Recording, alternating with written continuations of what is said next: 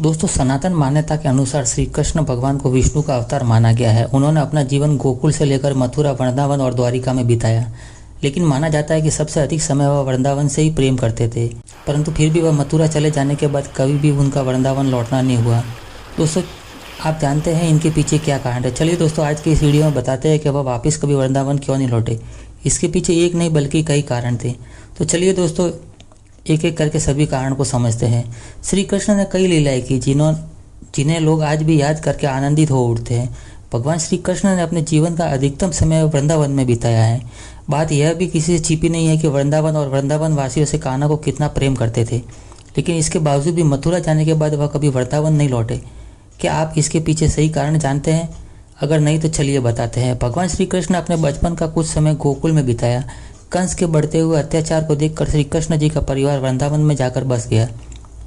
इसके बाद वह मथुरा चले गए और कंस का वध करके जनता को अत्याचारों से मुक्ति दिलाई।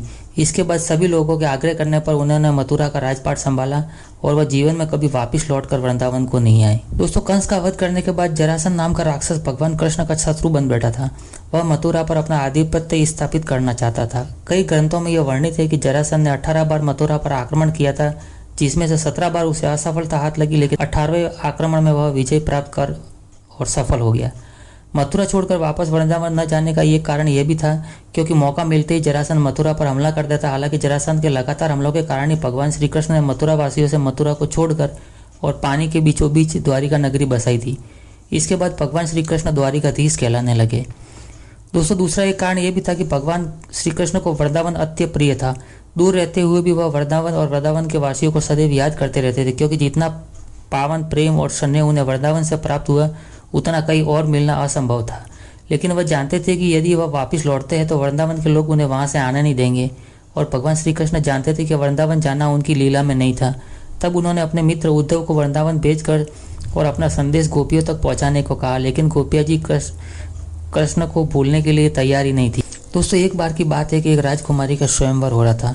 उस राजकुमारी से नारद मुनि भी विवाह करना चाहते थे। सहायता के लिए भगवान विष्णु की शरण में पहुंचे और उनसे कहा कि मुझे अपने ही समान सुंदर बना दीजिए। यह बात सुनकर भगवान विष्णु ने उसे वानर का रूप दे दिया। नारद जी इसी रूप में स्वयंवर में पहुंच गए। नारद जी को लग रहा था कि भगवान विष्णु जैसा स्वरूप देकर राजकुमारी उन्हें वरमाला पहनाएगी, लेकिन राजकुमारी ने उन्हें छोड़कर भगवान विष्णु के गले में माला डाल दी।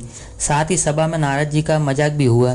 इस पर नारद जी भगवान विष्णु से क्रोधित हो गए और उन्हें भगवान विष्णु को नारायण के वियोग में श्राप दे दिया। इस श्राप के फलस्वरूप द्वापर युग में कृष्ण जी को राधा रानी का वियोग सहना पड़ा और उन्हें द्वारिका में रहना पड़ा। दोस्तों, आशा करते हैं आपको यह प्रसंग अच्छा लगा होगा। दोस्तों, हमारा प्रसंग अच्छा लगता है तो वीडियो को लाइक और चैनल को सब्सक्राइब जरूर करें, ताकि हम और आप हमारे सनातन धर्म से जुड़ी रोचक जानकारियों से जुड़े रहें।